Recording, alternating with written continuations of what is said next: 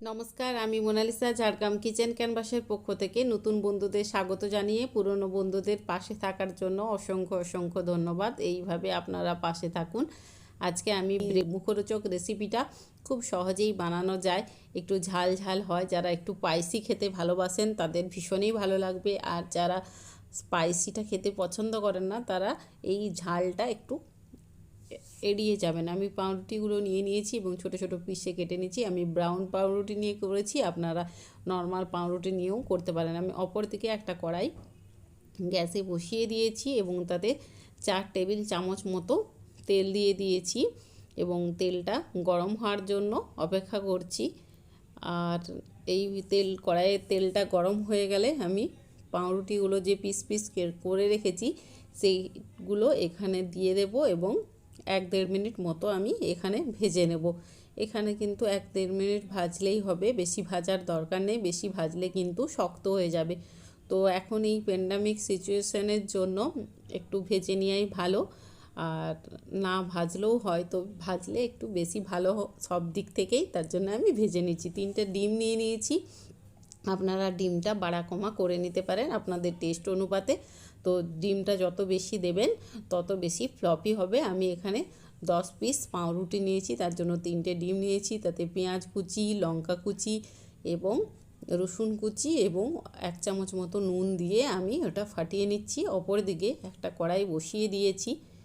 এই কড়াইয়ে আমি 3 টেবিল চামচ মতো তেল দিয়ে দিয়েছি এবং তেলটা গরম হওয়ার জন্য লো টু মিডিয়াম আঁচে রেখে দিয়েছি। তেলটা গরম হচ্ছে, তাতে আমি রসুন কুচি ফোড়ন দিয়ে দিলাম এবং 7 থেকে 8টা লঙ্কা কুচি এবং ছোট ছোট মিহি করে কাটা পেঁয়াজ আমি একটা দিয়ে দিয়েছি ও 1 টেবিল চামচ মতো আদা বাটার পেস্ট আমি এখানে দিয়ে দিয়েছি এবং ভালো করে 3-4 মিনিট কষিয়ে নিচ্ছি এবং 2 টেবিল চামচ মতো সয়া সস দিয়ে দিয়েছি এবং হাফ টেবিল চামচ মতো নুন দিয়েছি।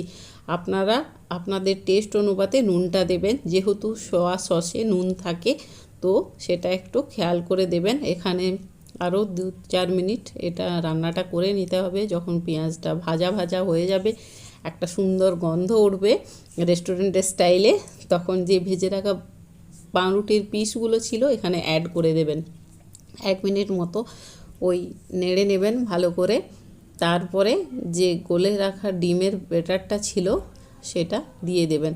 এই টাইমে গ্যাসের স্পিড অবশ্যই লো মিডিয়ামে রাখতেই হবে এবং খুন্তি দিয়ে ভালো করে পাউরুটিগুলো উপর নিচ করে একটা নরম থকথকে করে নেবে। পরে উপর থেকে ক্যাপসিকাম কুচি আমি দিয়ে দিচ্ছি। আপনাদের কাছে যদি ইয়েলো বা রেড ক্যাপসিকাম থাকে সেটা আপনারা চাইলে দিতে পারেন। হাফ লেবুর রস গোটা চারদিকটাতে আমি ছড়িয়ে দিচ্ছি যেন সমানভাবে গোটা চারদিকটাতে পড়ে, সেদিকটাতে খেয়াল রাখবেন। এটার মধ্যে একটু টকটক যে ভাবটা আছে খুব ভালো লাগবে।